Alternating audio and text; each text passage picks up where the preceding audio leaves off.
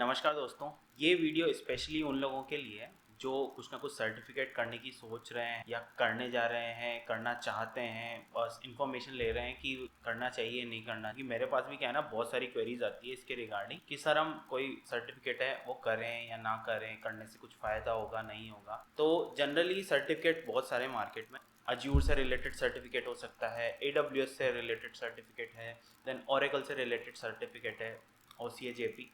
और उसमें भी अंदर काफ़ी सारे हैं, जैसे जावा 8, जावा 11, सबके अलग अलग हैं, देन लेवल अलग अलग है। तो मैं यहाँ पे एग्जांपल लूँगा ओरेकल का, OCA JP का। कि मान लो आपको ये सर्टिफिकेट करना है, तो आप ये पूछना चाह रहे हैं कि ये करना चाहिए नहीं करना चाहिए अभी के जॉब मार्केट को देखते हुए। इसका सीधा सीधा आंसर यस या नो नहीं हो सकता, लेकिन फिर भी मैं ट्राई करूँगा इसका एक अच्छा आंसर देने को, जिससे आपको हेल्प मिल पाए कि आपको क्या करना चाहिए। देखो 90% तो इस सर्टिफिकेट की ज़रूरत नहीं है, 10% केसेस में इस सर्टिफिकेट की ज़रूरत है। मैं आपको एक्सप्लेन करूँगा कैसे।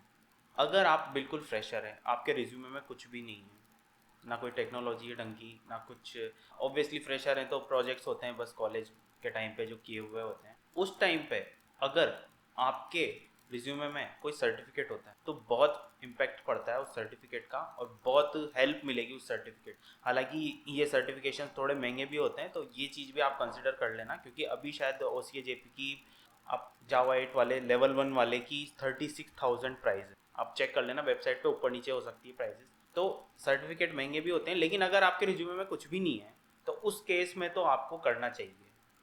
लेकिन अगर आप कोई एक्सपीरियंस पर्सन है और आप ये सोच रहे हैं कि मैं क्या करूँ ना, मैं कोई सर्टिफिकेट कर लेता हूँ, उससे मेरे को और अच्छी हाइक मिल जाएगी, ये सब हो जाएगा।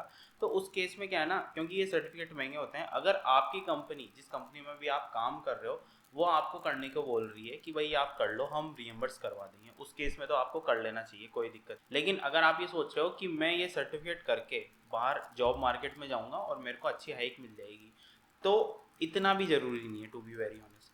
क्यों? क्योंकि काफ़ी सारी और भी कंपनियां हैं जो, जिनको सर्टिफिकेट की ज़रूरत नहीं है, वो आपका वर्क एक्सपीरियंस देखेंगी, वो आपका इंटरव्यू लेंगी, अगर इंटरव्यू अच्छा है तो आपको सेलेक्ट करेंगी। उसको मतलब नहीं है कि आपने कोई सर्टिफिकेट किया हुआ है या नहीं किया हुआ, तो उस केस में सर्टिफिकेट की इतनी ज़रूरत नहीं पड़ती है।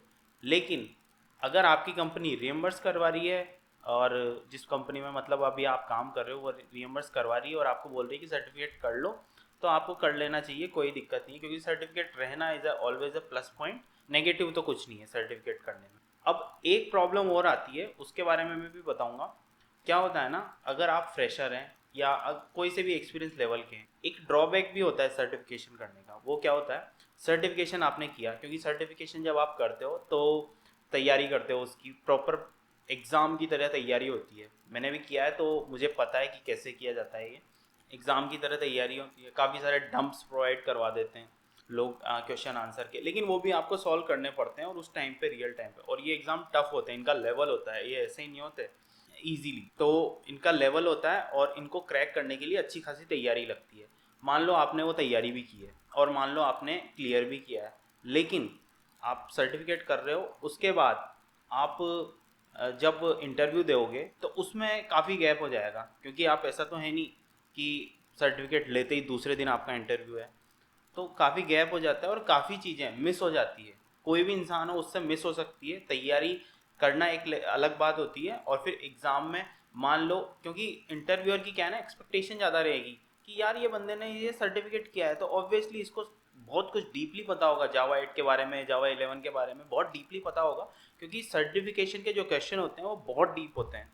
ठीक है, तो उस केस में क्या है ना, आपके इंटरव्यू का लेवल बढ़ जाएगा। हालांकि ये हर बार नहीं होता, और इस ये एक फैक्टर है, लेकिन इसको इतना कंसिडर मत करो, क्योंकि अगर आपको जॉब लेनी है, नई मतलब अप्लाई करना है कहीं, और आपका टारगेट है स्विच करना, तो इजीली सर्टिफिकेशन आपको हेल्प करेंगे कॉल्स देने में। क्योंकि क्या है ना, अगर मान लो 100 कंपनियां हैं, जितनी भी आईटी की 100 कंपनियां हैं टोटली, उनमें से 80% सर्टिफिकेट नहीं मांगती, लेकिन अगर 20% मांगती है तो आपका तो पूल बढ़ गया ना, आपको तो 100 की 100 अप्रोच करेंगे। आप समझ रहे हो मेरी बात? तो आई होप ये वीडियो थोड़ा आपको क्लियर करेगा कि सर्टिफिकेट करना चाहिए नहीं करना चाहिए। अगर आप फ्रेशर हैं और आपके रिज्यूमे में कुछ भी नहीं है तो बेशक करें, रिज्यूमे में अपना स्ट्रेंथ बढ़ाएं रिज्यूमे की। और अगर आप एक्सपीरियंस पर्सन हैं और आप अभी खर्चा नहीं करना चाहते तो कोई ज़रूरत नहीं है करने की। लेकिन अगर आप कोई स्पेसिफिक कंपनी टारगेट है कि यार मेरे को तो यही कंपनी में जाना है और ये कंपनी सर्टिफिकेट मांग रही है तो मैं तो करके रहूँगा, तो उस केस में आप बेशक करें। Thank you so much.